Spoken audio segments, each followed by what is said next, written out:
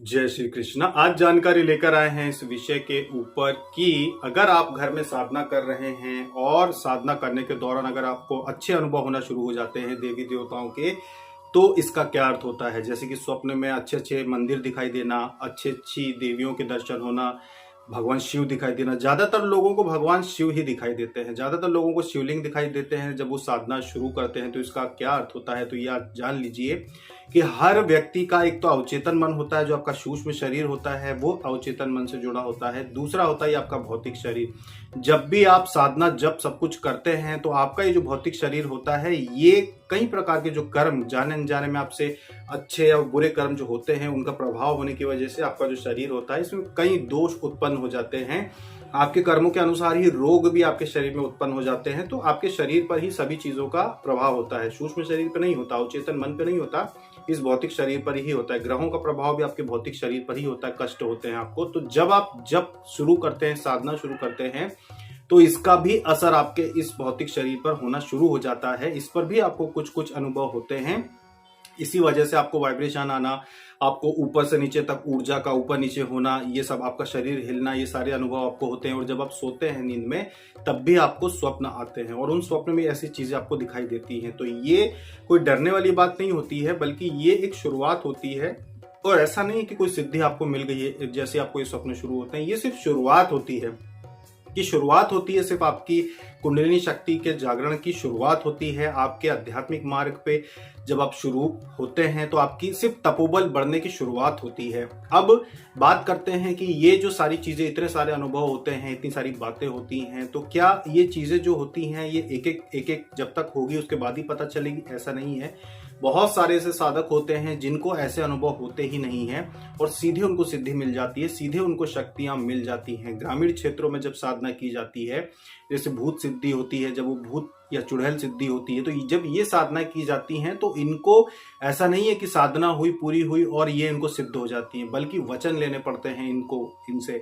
जब तक ये वचन ना दे इन पे भरोसा नहीं किया जा सकता। जैसे भूत सिद्धि है, चुड़ैल सिद्धि है, अगर इनको कोई करता और इनसे वचन ना ले पाए, बिना वचन के, और वचन लेने के बाद भी कोई पक्का नहीं होता कि ये आपका साथ देंगे, इसके लिए आपके पास शक्ति होना चाहिए, अन्य बड़ी सिद्धियां आपके पास होना चाहिए जिससे आप इनको दबाव में रख सकें, मंत्रों की शक्ति से इनको बांध कर रख सकें। अन्यथा ये जो सिद्ध करते हैं, भूत सिद्धि किसी ने कर ली, चुड़ैल सिद्धि किसी ने कर ली, तो ये उनके ही परिवार को, उनके ही घर को बर्बाद कर देते हैं। जैसे मान लीजिए आपने इंटरनेट पे कहीं से भूत सिद्धि या कहीं से किताब खरीद के आपने भूत सिद्धि का उसमें विधि विधान देख लिया और आपने भूत सिद्धि की, तो भूत सिद्धि तो आपको हो जाएगी, भले वो आपके सामने ना आए, भले वो आपसे बात ना करे, वो सिद्ध तो हो जाएगा, लेकिन आपके घर में आ भी जाएगा। आपको तो अब पता रहेगा नहीं, आपने साधना तो कर ली, आपको पता तो चला नहीं, वो आपके सामने आया नहीं, लेकिन वो आपके घर में सारा अनिष्ट करना शुरू कर देगा और आपके घर को पूरी तरह से बर्बाद कर देगा।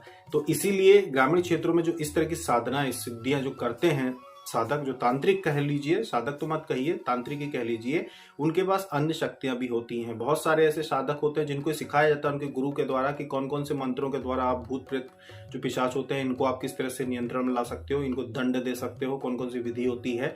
और ज्यादातर जो विधियां होती हैं ये शक्तियां ही बताती हैं। जो विधियां होती हैं, जैसे आपने देखा होगा किसी ने आपको नींबू का प्रयोग बताया कि भाई नींबू को इस तरीके से आप उपयोग करना, या फिर आप काली उड़द ले आना, आप मूंग ले आना, आप ये ले आना, वो ले आना। तो जो सारी विधि बताई जाती है ये मनुष्य स्वयं नहीं बताता। ज्यादातर जो विधियां होती हैं ये देवी देवता स्वयं बताते हैं। ये ज्यादातर जो विधियां होती हैं ये भूत प्रेत पिशाच स्वयं बताते हैं। जब किसी का बुरा करना रहता है और भूत प्रेत पिशाच से जब ये चीज पूछी जाती है तो वो बताते हैं कि आप ऐसा कर दो तो हम उसका सामने वाले का नुकसान कर देंगे, तकलीफ में ला देंगे उसको। तो तांत्रिक फिर वैसी वैसी चीजें जो होता है वो करवा देता है सामने वाले के घर में। वैसे ही देवी शक्तियां जो अच्छी सिद्धियां, अच्छी शक्तियां होती हैं वो अच्छी चीजें बताती है कि भाई आप नींबू उतार के ऐसा करके फेंक देना तो आपको आराम लग जाएगा। आप इस तरह से अपने घर की नजर उतार लेना, अपने व्यापार में बंधन है तो इस तरह से आप कर ले तो आपको आराम लग जाएगा। तो ये जो विधि, अच्छी विधियां होती हैं ये भी देवी देवता बताते हैं स्वयं।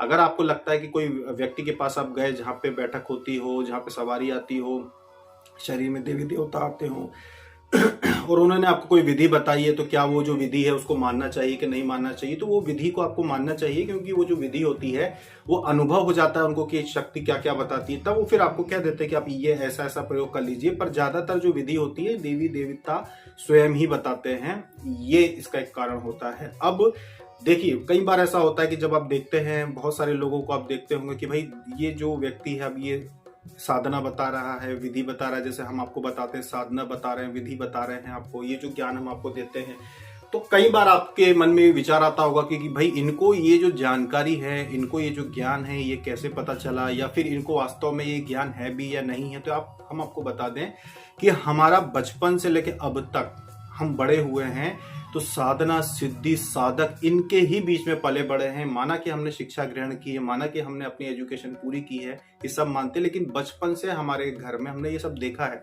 हमारे घर में हमारे जो दादाजी थे वो भी बहुत बड़े शक्तिशाली साधक थे, बहुत बड़ी शक्तियां उनके पास थी। वो बैठक करते थे, उनका एक खुद का दरबार था जिसमें बैठकें होती थी, दुनिया भर के लोग उनके पास आया करते थे और उनसे आने के बाद अपनी तकलीफें दूर करते थे। तो उनसे भी बहुत कुछ हमने बचपन से देखा कि क्या क्या होता है, कैसे कैसे होता है, सीखा भी, उन्होंने बताया भी। जब तक वो जीवित थे उन्होंने सारे ज्ञान की बातें बताई, सभी विषय में, साधना के विषय में भी और शक्तियों के विषय में भी, अच्छी बुरी शक्तियों के विषय में भी कि कौन कैसी शक्ति होती है। आपने सुना होगा कि ये हमारे दादाजी ने हमें एक बार बताया था, आपने सुना होगा कि जो लोग भूत प्रेत का जिनके ऊपर असर होता है भाई, वो बहुत दिन तक तकलीफ देते हैं और उसके बाद व्यक्ति की मृत्यु होती है। नहीं, हमारे दादाजी ने हमें बताया कि अगर जो प्रेत, बहुत बड़ा जो प्रेत होता है, या उसको प्रेत मत कहिए, आप राक्षस कह लीजिए या ब्रह्म राक्षस कह लीजिए, जिसका अपना क्षेत्र होता है, जब कोई व्यक्ति जीवित हो रहता हुआ कोई बड़ा तांत्रिक हो या बहुत बड़ा अन्यायी व्यक्ति जो होता है, जो अन्याय करता है लोगों के ऊपर, जब वो मरता है तो वो बहुत बड़ा राक्षस योनि को प्राप्त होता है और उसका अपना एक क्षेत्र होता है और उसी क्षेत्र में वो राज करता है। और उस क्षेत्र में जब उसका दांव लगता है, जब वो पूरी शक्ति पे होता है, खास करके दोपहर के समय या फिर रात में 12 बजे के से लेकर 3 बजे के बीच में और दोपहर में 1 बजे से लेकर 3 बजे के बीच में, भूत प्रेत पिशाच जो अपने अपने क्षेत्र में ये पूरी शक्ति के साथ होते हैं प्रतिदिन। तो जिस दिन उसका दांव लगता है, अगर उस क्षेत्र में कोई मनुष्य प्रवेश कर जाए और उस मनुष्य से कोई गलती हो जाए, किसी प्रकार का कोई अपराध हो जाए, तो वो जो राक्षस होता है वो 1 सेकंड में प्राण निकाल सकता है। वो ऐसा नहीं करेगा कि बीमार करेगा फिर आप 6 महीने बीमार पड़े रहो, ऐसा नहीं। एक बार हमारे दादाजी ने हमें बताया कि एक बार का ऐसा किस्सा है कि किसी बालिका के ऊपर ऐसा प्रयोग किया गया था और वो प्रयोग ऐसा हुआ कि वो बालिका बस चीखी, बस एक बार चीखी और वहीं उसके प्राण निकल गए। सिर्फ चीखी, 1 सेकंड के लिए चीखी और प्राण निकल गए, ऐसा प्रयोग किया गया था उसके ऊपर। तो वो दिन था ऐसा जिस दिन प्रयोग बहुत चरम सीमा पे रहते हैं, अपनी शक्ति पे रहते हैं, तो उसकी मृत्यु हो गई। ऐसे ही हम, जो हमारे गुरुदेव थे, ये तो हमारे दादाजी से हमें बहुत कुछ ज्ञान की बातें मिली थी, हमारे पिता को भी शक्तियां उनके पास भी हैं। तो अब बात करते हैं हमारे गुरुदेव की, कि हमारे गुरुदेव ने एक बार बताया था कि एक बार ऐसा हुआ था कि जंगल में वो लोग बैठे हुए थे, खेतों में बैठे हुए थे, तो वहां पर एक जो शिकारी था, एक व्यक्ति था, शिकारी था वो, तो वो हाथ में बंदूक लेके, उस समय पे ऐसा होता था कि शिकार कर सकते थे उस समय पे, और शिकार जो होता था छोटे मोटे जानवरों का आप कर सकते हो या चोरी छुपे। उस समय जब हमारे जो गुरुदेव थे, जब वो जवान थे, उस समय शिकार कर लेते थे लोग। माना कि उस समय भी पाबंदी तो आ चुकी थी लेकिन फिर भी कर लेते थे लोग। तो वहां पे एक व्यक्ति जो था वो बंदूक लेके वहां पे आया और बोला कि आपने इधर से हिरण जाते हुए देखा है क्या?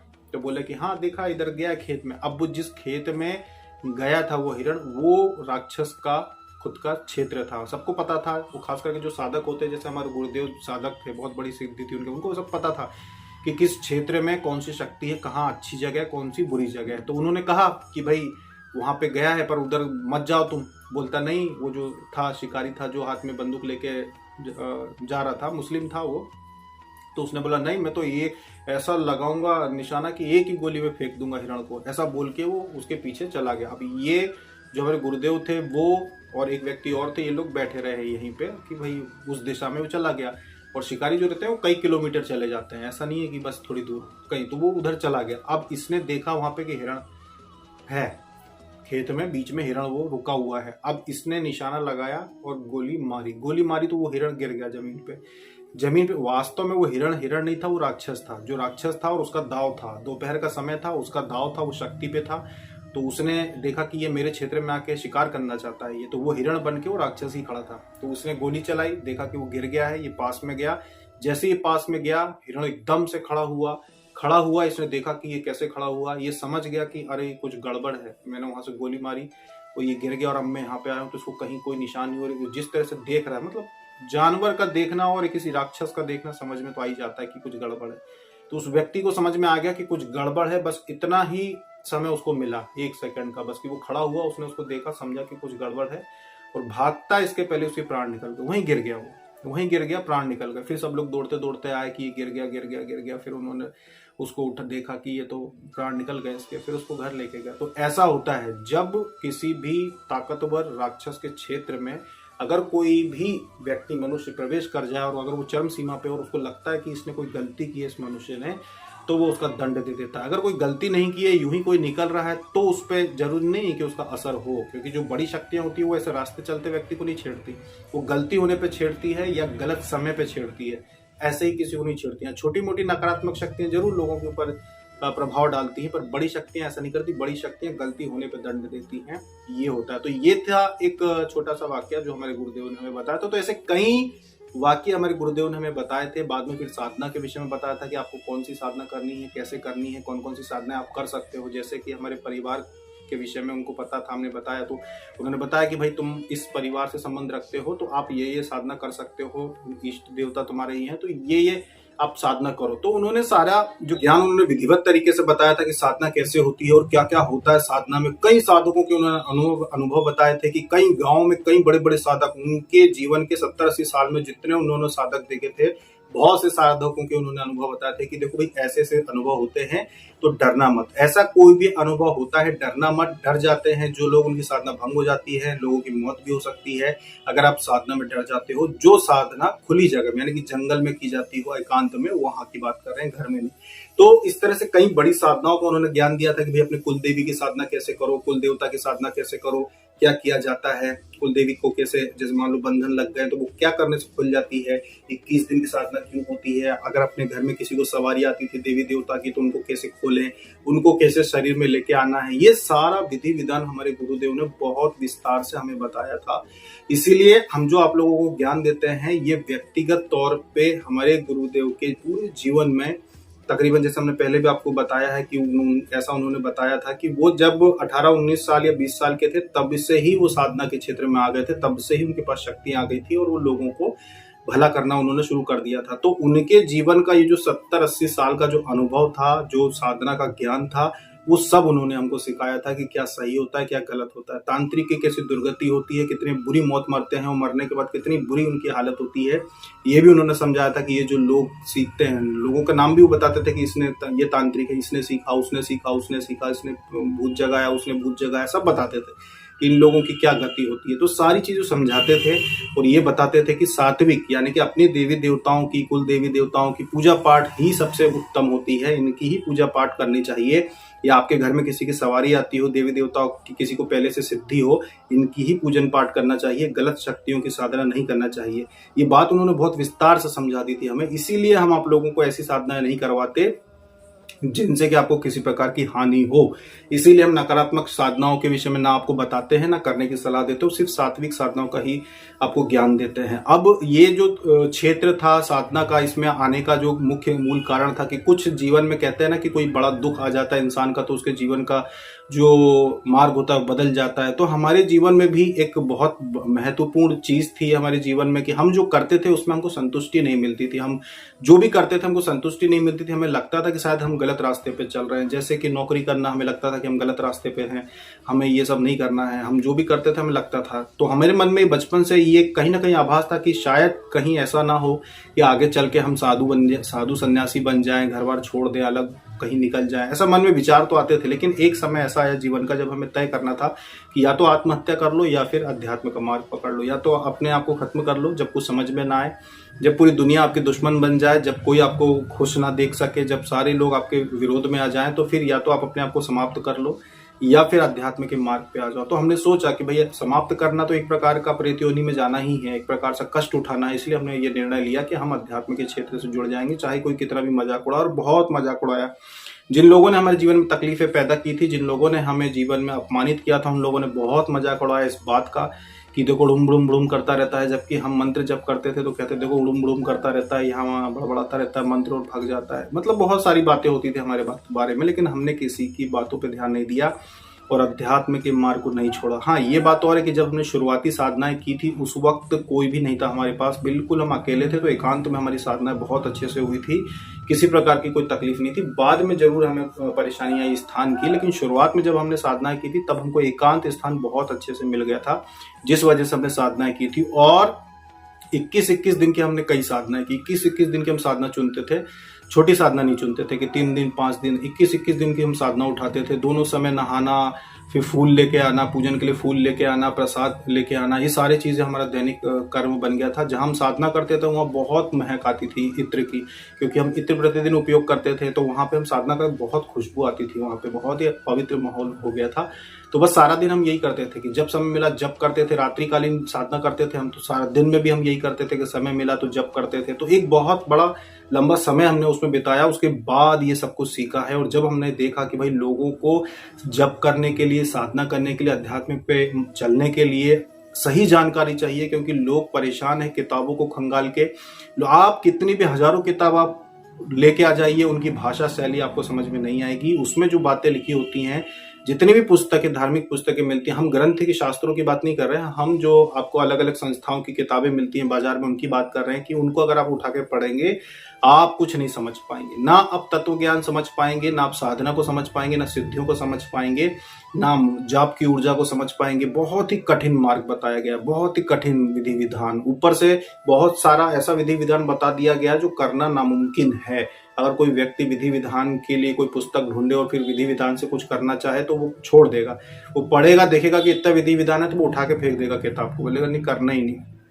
तो जब हमने देखा कि लोग बहुत परेशान हैं, लोगों को इस विषय में जानकारी चाहिए, तब फिर हमने लोगों को जानकारी देना शुरू किया कि ठीक है, अगर हमारी जानकारी देने से लोग अध्यात्म से जुड़ते हैं, साधना के मार्ग पर चलते हैं, अपने जीवन में उनको तकलीफें हैं, जो भी तकलीफें उनको दूर होती है उनकी, तो जरूर हम लोगों की सहायता करेंगे। और जब आप आध्यात्मिक मार्ग पे चलेंगे, विश्वास मानिए कि आध्यात्मिक मार्ग तो ठीक है, आपके व्यक्तिगत जीवन में भी आपको बहुत मदद मिलेगी। कोई भी आपकी पारिवारिक समस्या हो, कोई भी घर में कोई तकलीफ हो, तो विश्वास मानिए कि अपने आप उसके उपाय आपके दिमाग में आएंगे। जब आप साधना के मार्ग पे चलेंगे, इतना आपको लाभ होता है साधना के मार्ग पे चलने से। कोई भी घर की घरेलू समस्या हो, आपको अपने आप उसका इलाज मिल जाएगा कि मुझे क्या करना चाहिए। इसीलिए हम बहुत सारे साधक साधिकाओं को जो जवाब देते हैं वो बहुत ही ज्यादा सोच समझ के देते हैं। जब वो अपने परिवार की कोई समस्या बताते हैं, भले आपको अभी वो समझ में ना आए कि इसका क्या अर्थ है, पर आगे चल के आपको समझ में आएगा कि हाँ, इसका अर्थ क्या था, क्यों हमने आपको ये सलाह दी थी। इसीलिए हम लोगों को सलाह भी देते हैं जो बहुत सोच समझ के देते हैं। ऐसा नहीं है कि आंख बंद करके किसी को कुछ भी जवाब दे दिया। अभी जैसे कि साधक साधिकाओं को हमने जवाब दिया, क्योंकि अभी ये हुआ था कि हमारे जो मोबाइल था उसमें नंबर सारे डिलीट हो गए थे, चैट डिलीट हो गई थी बहुत सारे साधकों की। तो इस वजह से हम लोगों को जवाब नहीं दे पाए, और कुछ वेबसाइट पे तकलीफ आ गई थी जो ऑर्डर साधकों ने किए थे, तो उसमें भी थोड़ी सी गलतियां हुई है। देखो, गलती हमारे हाथ से होती है, इसलिए कोई भी साधक साधिका अगर वेबसाइट पे ऑर्डर करने में कोई गलती हो जाए या सामग्री पहुंचने में कोई गलती हो जाए, तो आप कोई भी मन पे मत लेना, क्योंकि वो गलती हमारे द्वारा होती है। और हम इंजीनियर तो है नहीं, कोई टेक्नोलॉजी के इतने ज्यादा वो नहीं है, इसलिए कई बार गलतियां हो जाती हैं। तो आप कृपया करके उसको आप वो कर देना, हमें क्षमा कर देना, उस बात पे ध्यान मत देना। गलतियां हो जाती हैं कई बार, तो उस बात को आप समझिएगा कि अगर कोई भी, आज तो खैर वेबसाइट चालू हो गई है, तो अगर कोई तकलीफ होती है, आपको ऑर्डर में कोई तकलीफ हुई है या फिर किसी भी प्रकार की कोई असुविधा हुई है, ऑर्डर लेट पहुंचा है, तो उसके लिए आप क्षमा करना। क्योंकि हम क्या कहते हैं उसको, प्रोफेशनल जो कहते हैं ना, प्रोफेशनल वो तो है नहीं कि सारी चीज़ें कर पाए। हमें जितना आता है वो उस हिसाब से हम आप लोगों को सेवा देने का प्रयास करते हैं। तो ये थी जानकारी, कुछ साधकों के प्रश्नों के ऊपर हमें आया कि इस विषय पे आपको सहायता करना चाहिए कि जो हम आपको जानकारी देते हैं, ये आप, अगर जैसे कि हमने बताया कि हमारे गुरु के 70-80 साल का अनुभव है, तो अगर आप साधना के मार्ग पे खुद चलेंगे, किताबों को पढ़ पढ़ के, या आप किताबों को पढ़ पढ़ के आप सोचे कि हम सीख जाएंगे या समझ जाएंगे कि क्या चीज़ कैसे लिंक होती है, तो आपको 70-80 साल का अनुभव किताबों से नहीं मिल सकता। समझ में ही नहीं आएगी। आप किसी भी बड़ी संस्था की किताब लेके आ जाइए, आप उसको पढ़ेंगे, आपको समझ में ही नहीं आएगा। इतनी कठिन उसकी भाषा शैली होती है। पॉइंट एक रहता है, एक पॉइंट पे पूरी किताब लिख दी जाती है। एक ही पॉइंट में, एक किताब में एक ही पॉइंट रहता है, उसमें पूरी किताब लिख दी जाती है। जैसे आप बहुत सारे बड़ी संस्थान जो है भारत के, जो धार्मिक पुस्तकें छापते हैं, उसमें जो ऊपर टाइटल दिया रहता है, हेडिंग जो दी रहती है कि भाई ये है इसका, किताब के अंदर इस विषय में लिखा हुआ, विश्वास मानिए एक ही पॉइंट में वो पूरी इतनी मोटी किताब लिखी, उसी पॉइंट को इतना ज्यादा विस्तार से घुमा फिरा के दिया जाएगा कि आपको समझ में नहीं आएगा कि आपने ये पुस्तक खरीदी ही क्यों थी, क्या था इसमें। ये ऐसी चीज हो जाती है। इसीलिए हम आप लोगों को सहायता करते हैं कि सीधे सीधे आपके प्रश्नों के आपको जवाब मिल जाए। सारे वीडियो आप अगर लाइन से देखेंगे तो विश्वास मानिए कि आपको ऐसा ज्ञान मिल जाएगा अध्यात्म का कि जितनी भी आपके मन में शंका हो कि भाई हमारे देश की संस्कृति है, हमारे देश का माना जाता है कि भाई हिंदू धर्म सबसे पुरातन धर्म है, सनातन धर्म है, तो इसमें क्या होता है, शक्तियां कैसे काम करती हैं, जब साधना क्या होती है, मोक्ष पाना है तो क्या करें, दान पुण्य से क्या होता है, पितृ कौन होते हैं, पितरों के लिए क्या करना चाहिए। हमने हर विषय के ऊपर वीडियो आपके लिए बनाए हैं, इसीलिए कि आप देख सके। जो भी व्यक्ति हमारे अभी तक जितने भी हमने वीडियो बनाए हैं, अगर वो देख लेगा, विश्वास मानिए आप हमारे धर्म को समझ जाएंगे, आप अध्यात्म को समझ जाएंगे, आप जीवन जीने का एक तरीका सीख जाएंगे, आप अध्यात्म के मार्ग पे चलते हुए अपना गृहस्थ जीवन अच्छे से जीना सीख जाएंगे, आप अपने बच्चों के विषय में समझ जाएंगे कि बच्चों को कैसे पालना है, उनको क्या शिक्षा देनी है, आप अपने घर का माहौल बदल लेंगे। विश्वास मानिए आप इस बात पे, तो आपका जीवन ही बदल जाएगा। अन्यथा हम ये काम नहीं करते अगर नहीं पता। बहुत लोगों का जीवन बदला है, बहुत लोग जो है वो हमें गुरु रूप में मानते हैं, बहुत लोग मार्गदर्शक मानते हैं, बहुत लोग भाई मानते हैं। तो उसका कारण यही है कि कहीं ना कहीं उन्हें कुछ ना कुछ लाभ मिला है, और बस हम यही चाहते हैं कि सभी को लाभ मिले। बाकी जो भी जानकारी हमने आपको साधना से संबंध में दी है वो 100% सत्य है। विश्वास ना हो तो हमारी बताई कोई भी साधना आप घर में कीजिए, आपको अनुभव हो जाएंगे। तो ये थी जानकारी कुछ सवालों के ऊपर जो साधक पूछते हैं। अभी तक के लिए इतना ही। जय श्री कृष्णा।